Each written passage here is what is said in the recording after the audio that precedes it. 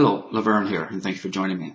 In this video and the next one, I'm going to be discussing Revelation 15.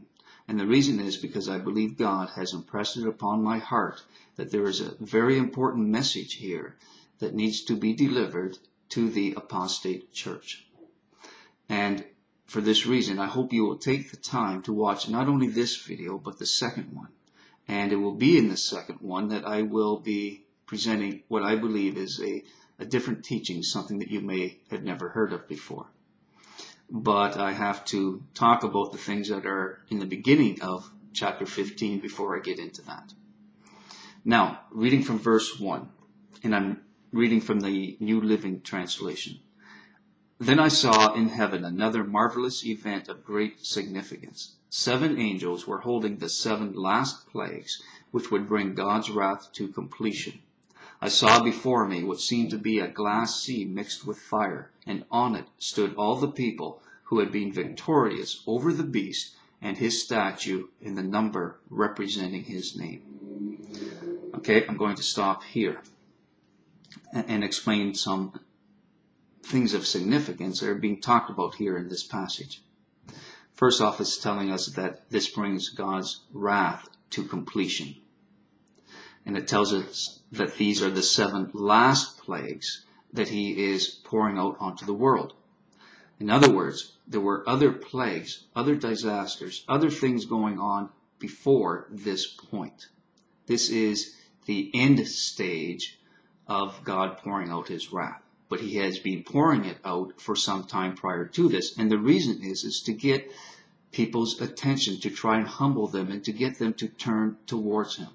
So there are different stages to the end hours of the end time, different stages to the great time of testing. It tells us here as well that Satan, that the beast and the statue have already been around, that there are these people that are here before God on this sea of glass in front of his throne, that these people have already went through a period of testing and that they did not succumb to the beast and the number of the beast. So we know then that prior to this, there's been a stage, there's been a period of testing of the tribulation already. And here we see people who defeated the beast. They overcame the trials and the tribulations. Now, who are these people and how many are there? Well, for that, I'm first going to go to Revelation 3. Reading from Revelation 3, beginning with verse 8. And it's to the letter of Philadelphia. I know all the things you do, and I have opened a door for you that no one can close. You have little strength, yet you obeyed my word and did not deny me. Little strength is referring to the number of people, that there's not a lot of people who are part of this church. Look, I will force those who belong to Satan's synagogue, those liars who say they are Jews but are not, to come and bow down at your feet. They will acknowledge that you are the ones I love. Because you have obeyed my command to persevere, I will protect you from the great time of testing that will come upon the whole world, to test those who belong to this world. And so this church of Philadelphia, this smallest of the 7 churches that Christ is writing to, these are the ones who are saved from the great time of testing. We also see the number of how many there are in Revelation 14. Beginning with verse 1, it reads, Then I saw the Lamb standing on Mount Zion, and with him were 144,000 who had his name and his Father's name written on their foreheads. And I heard a sound from heaven like the roar of mighty ocean waves, or the rolling of loud thunder. It was like the sound of many harpists playing together. This great choir sang a wonderful new song in front of the throne of God and before the 4 living beings and the 24 elders. No one could learn this song except the 144,000 who had been redeemed from the earth. They have kept themselves as pure as virgins, following the Lamb wherever he goes. They have been purchased from among the people on earth as a special offering to God and to the Lamb. They have told no lies. They are without blame. these are people who are truly members of the bride of Christ. They are not like the warm Christians that we had today. These are people who are set apart from the apostate church and belong to the bride of Christ.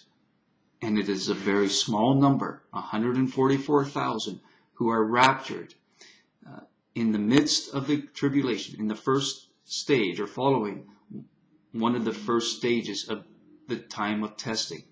But there is a time of when the beast is there. They overcome the beast. But they are then spared the worst part of the time of testing, the worst part of the great tribulation, which is the pouring out of the 7 cups of wrath and the 7 trumpets.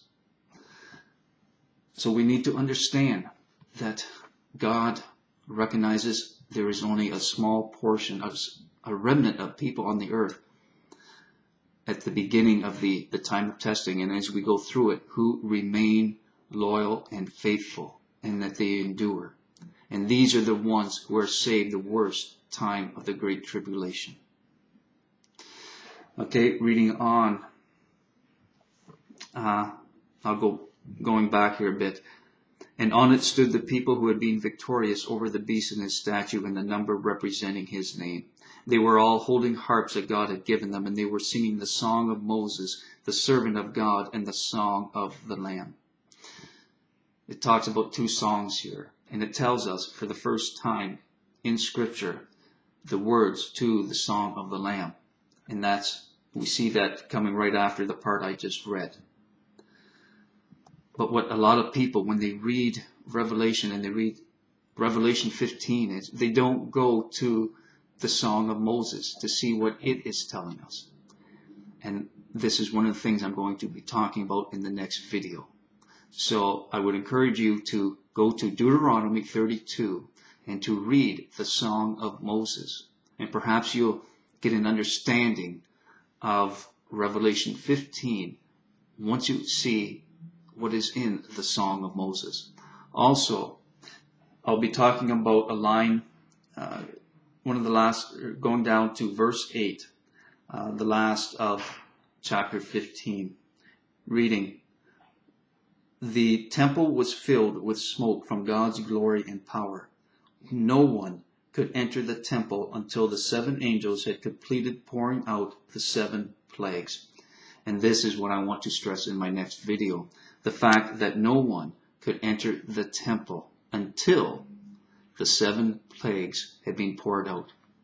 What is the significance? What do you think? Before you hear or see the next video, what do you think is the significance that it is telling us no one could enter the temple? And the King James Version reads, no man could enter. So it's not talking about angels. It's talking about people could no longer enter the temple. All right, as always, I look forward to comments and messages. Till next time, peace and blessings.